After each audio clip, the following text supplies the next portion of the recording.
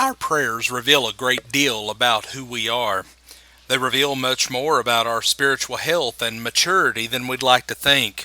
They tell of our grasp of truth and the measure of our devotion. They declare the depth of our reverence and our humility. But we must remember that a prayer is not a speech that is being made to God or to man. It's not a performance. It's not a ritual. God is the focus. He is the one that is being addressed. And faith in Him and love for Him leads us to pray, even as it leads us to examine and strive to correctly order every aspect of our life. But empty words, no matter how well rehearsed or polished they may be, will weaken us spiritually. Jesus prayed very often, and He taught His disciples to pray, as we read in Matthew chapter 6, verses 9 through 13, in what we refer to as the model prayer or the Lord's Prayer. But also His prayer recorded in John 17 is without equal. The requests that He made in that prayer were ruled incomparable. They were reverent and humble and grateful. But in larger measure, Jesus' life exemplified not only His devotion to the Father, but also the language of prayer. Inspired by God, the Apostle Paul recorded a number of his prayers. The book of Ephesians contains two of those inspired prayers. The first chapter contains what must be finally spoken of as an anthem of praise to God in Ephesians 1, verses 3 through 14. It indicates that the language of prayer is the language of praise. And the expression, "Blessed be God," literally means praise be to God. Then in Ephesians 1, verses 15 and 16, Paul expressed thanksgiving for the church, and his words stand as an example of the expression of thanksgiving in prayer. Paul was specific in the expression of his thanksgiving. In Ephesians 1, verses 17 through 19, Paul makes requests for the church. His requests were connected with Christ and with the power by which He was raised from the dead. Paul was mindful of the fact that the same power was involved in the elevation of the redeemed, or the church.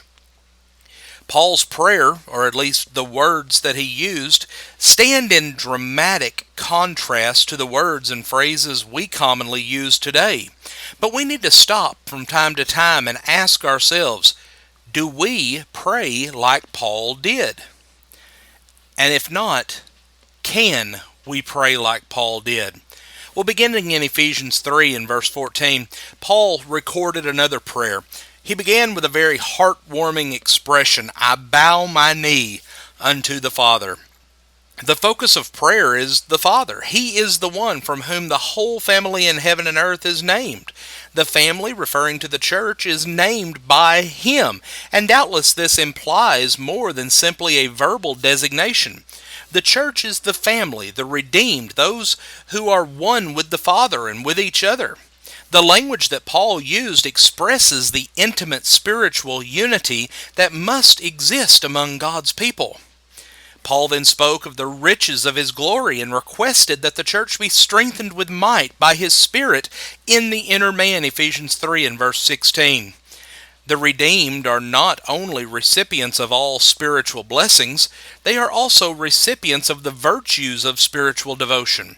And Paul expressed this request, that Christ may dwell in your hearts by faith, Ephesians 3 and verse 17, and by this supplying the sense of belonging, having their hearts and minds molded and revitalized, enabling them to be rooted and grounded in love, that they may come together to comprehend God's love and His surpassing knowledge. Paul prayed for their greatest need, their coming to grasp the love of God, to the end that they be filled with all of the fullness of God, Ephesians 3 and verse 19. And his words illustrate the depth of prayer. Friends, Christians are to attain spirituality, and they are to desire to attain spirituality. And in this regard, it is to be carefully considered that two things make us strong. First, a deep sense of need, and number two, a strong hope of supply. That supply God alone can provide. And furthermore, God desires to supply that need. And in this regard, it is to be insisted that the language of prayer is the language of need and of desire. Friends, we thank you for joining us for our program today, and have a blessed day.